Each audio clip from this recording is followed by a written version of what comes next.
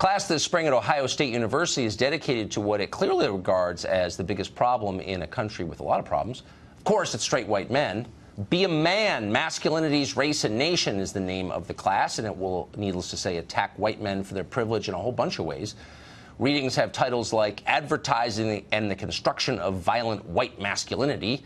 Of course, appears to revolve around how white men have victimized everybody else since the beginning of time. Christy Setzer is the president of New Heights Communication. She's a longtime Democrat who thinks deeply about these issues, and she joins us tonight. So here's my question, Christy, without getting into just how unbelievably awful every single straight white man is. Clearly. I think that goes without saying. As an electoral strategy, this has become really common on the left, even from elected officials in the Democratic Party, dismissing white men as bad, prima facie bad. Isn't it kind of bad politics to, like, tell tens of thousands, hundreds of thousands of people that you hate them for who they are? Like, they're never going to vote for you. Why would you do that? So that Ohio State professor was not tapped to write policy the last time I checked. Right. I don't see any policies coming out of the Democratic Party that are meant to demonize white men. Oh, really? So, just, I guess, all of them, beginning with affirmative action and hiring set-asides and all that. But it's not, you're right, but it's not just Ohio State. The senior elected Democrat in the House of Representatives last week attacked the negotiations over DACA only because they were being led by, quote, 5 white men, as if that was, like, inherently discrediting. Okay, so that is something different, and that is something that I think that Trump brings up for a lot of people, which is that he has, in his 1 year in office already, made the least diverse cabinet in a generation. His court appointments have been almost exclusively white male, something like 91%.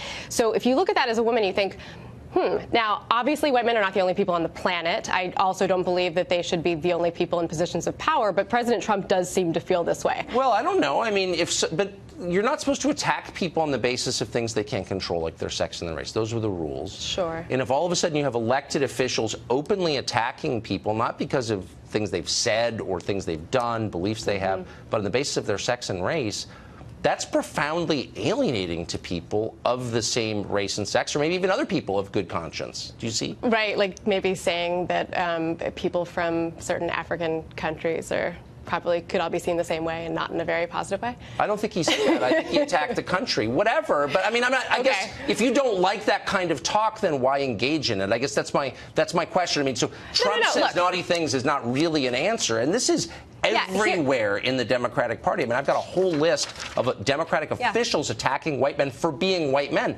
What's the idea here? What are you getting out of this? They're not attacking white men for being white men. They're attacking the idea that things are not diverse, and that if we want to actually have sincere conversations in America about, I don't know, the way things are and the way we can improve our country, then we actually have to listen to more voices than just those of white men. Okay, so here's Sally Boynton Brown. She was running for DNC chair. She runs the Democratic Party in a state in Idaho. She said, my job is to be someone who shuts up other white people, shuts them down.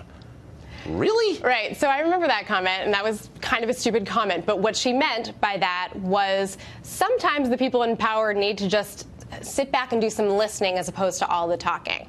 And I can understand that. But she's saying not every white man is in power. In fact, the life expectancy for a lot of white men is going down. That's not true for any other group. There are a lot of white men who have no power at all. In fact, they're dying younger than other people.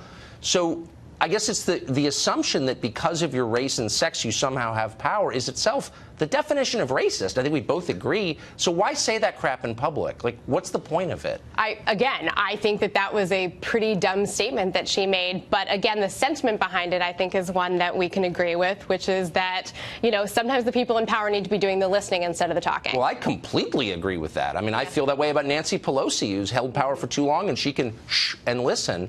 But it's not about her race or sex. Bottom line, how can a party that attacks people on the basis of their race expect to win any votes from those people? Like, is there a calculation? Again, I don't believe that the Democratic Party does attack people on the basis of their race. I think that's actually something that we've seen a lot from the Republican Party.